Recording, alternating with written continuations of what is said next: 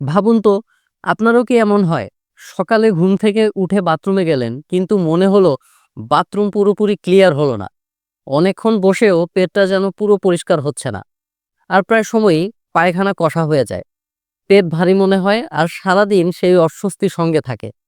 অনেকেই নিজের মনকে বোঝান, এটা তো স্বাভাবিকই। সবারই তো এমন হয়। কিন্তু সত্যি বলতে কি, এটি মোটেও স্বাভাবিক নয়। এগুলো সাধারণ কোষ্ঠকাঠিন্যর চিহ্ন হতে পারে। আবার কখনো ইরিটেবল বাওয়েল সিনড্রোম অর্থাৎ আইবিএস এর শুরুও হতে পারে। আজকের ভিডিওতে আমরা সহজ ভাষায় জানবো সকালে বাথরুম ক্লিয়ার না হওয়ার আসল কারণ কি, এটা কি কনস্টিপেশন নাকি আইবিএস এর লক্ষণ, আর কোনো ওষুধ ছাড়াই কিভাবে ধীরে ধীরে এই সমস্যা ঠিক করা যায়।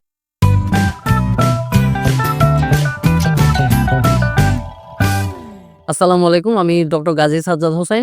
আপনাদের সবাইকে স্বাগত জানাই আজকের এই বিশেষ পর্বে। সকালে পেট পরিষ্কার না হওয়া, এটা ছোট সমস্যা মনে হলেও দীর্ঘদিন চললে শরীরের ভেতরে বড় ক্ষতি করতে পারে। তাই ভিডিওটি শেষ পর্যন্ত দেখুন, কারণ হতে পারে এই ভিডিও ইনফরমেশন গুলোই আপনার দিনের শুরুটা বদলে দেবে।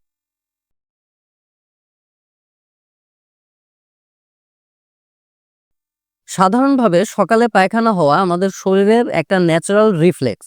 রাতের হজম প্রক্রিয়া শেষ হওয়ার পর সকালে আমাদের ইন্টেস্টাইন নিজে থেকেই কাজ শুরু করে, আর তখনই পেট পরিষ্কার হওয়ার কথা। কিন্তু যদি দেখেন পায়খানা শক্ত হয়ে যাচ্ছে, পুরো পেট ক্লিয়ার হচ্ছে না, এরকম মনে হচ্ছে, বারবার চাপ দিতে হচ্ছে, কিংবা সকালে না হয়ে দিনের পর দিন ডিলে হচ্ছে, তাহলে এটাকে আর নর্মাল বলা যায় না।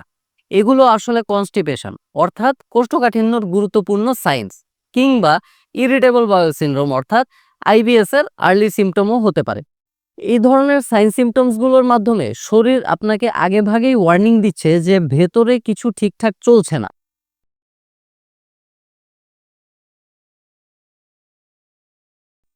পায়খানা কষা হওয়ার পেছনে সাধারণত কয়েকটি কমন কারণ কাজ করে। প্রথমত, পর্যাপ্ত পানি পান না করা।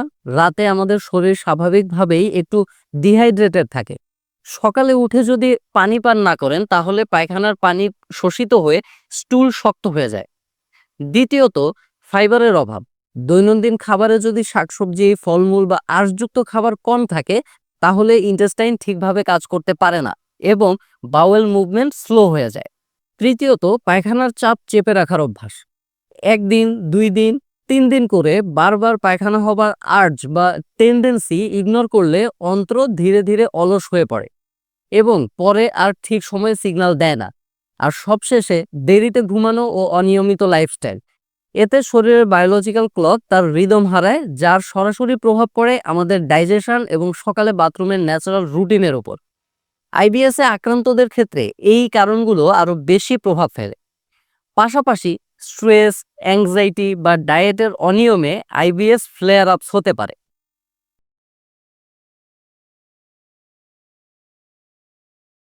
যখন পায়খানা ঠিকমতো বের হয় না, তখন স্টুল অন্ত্রের মধ্যে জমা থাকে, যার ফলে পেট ফাঁপা লাগে, এক্সেসিভ গ্যাস তৈরি হয়, মাথা ভারী ভারী লাগে এবং সারাদিন নিজেকে ক্লান্ত ও দুর্বল মনে হয়।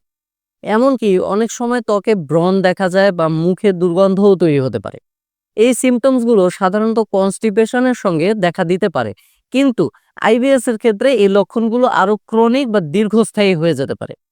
আইবিএস হলো একটি ফাংশনাল বাওয়েল ডিসঅর্ডার, যেখানে অন্ত্রের গতি অনিয়মিত হয়ে যায় এবং frequent abdominal pain, bloating, constipation বা ডায়রিয়া দেখা দিতে পারে। অনেক সময় স্ট্রেস, অ্যাংজাইটি অথবা ট্রিগার ফুড যেমন দুধ, ফ্রাইড ফুড, বেশি মশলা বা প্রসেসড খাবার ইনটেকের কারণে আইবিএস ফ্লেয়ার আপ হয়। এছাড়া আইবিএস এ মাইক্রোফ্লোরা বা গাট ব্যাকটেরিয়া এর ভারসাম্যহীনতা সিমটমস বাড়াতে পারে। তাই পেট ভারী লাগা, ব্লটিং এবং গ্যাসের সমস্যা দীর্ঘদিন থাকলে এটি কেবল কোষ্ঠকাঠিন্য নয়, আইবিএস এর আর্লি ওয়ার্নিং সিগন্যাল হিসেবেও ধরা যেতে পারে।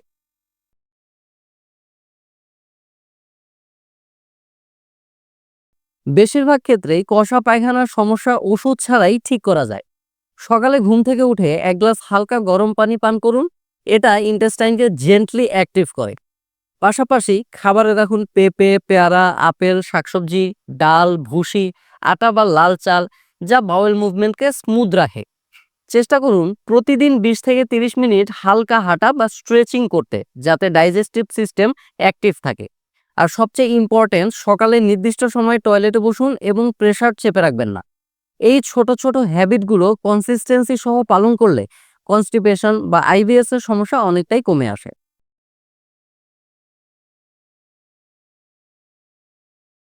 সাধারণ কনস্টিপেশন বা হালকা আইবিএস এর ক্ষেত্রে লাইফস্টাইল মডিফিকেশন প্রায়ই সাহায্য করে।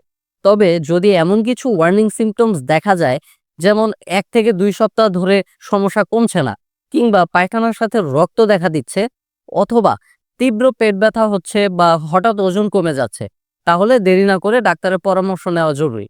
এই ওয়ার্নিং সাইন্সগুলোর মানে হতে পারে অন্ত্রে কোনো গুরুতর সমস্যা সৃষ্টি হচ্ছে, তাই টাইমলি মেডিকেল গাইডেন্স নেওয়াই সেফ উপায়।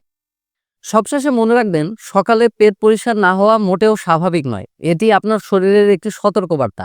আজ থেকেই পানি খাওয়া, খাবারের ধরন ও দৈনন্দিন রুটিনে ছোট ছোট পরিবর্তন আনার চেষ্টা করুন। দেখবেন ধীরে ধীরে সমস্যা কমে আসবে। ভিডিওটি যদি আপনার জন্য উপকারী মনে হয়, তাহলে লাইক দিন এবং শেয়ার করুন, কারণ আপনার একটি শেয়ারই অন্য কারো দিনের শুরুটা ভালো করতে পারে। আপনার কোনো প্রশ্ন বা অভিজ্ঞতা থাকলে কমেন্টে জানান। আর আরো স্বাস্থ্য সম্পর্কিত দরকারি ভিডিও পেতে আমার চ্যানেলটি সাবস্ক্রাইব করতে ভুলবেন না। সবাই সুস্থ থাকুন, ভালো থাকুন। ধন্যবাদ।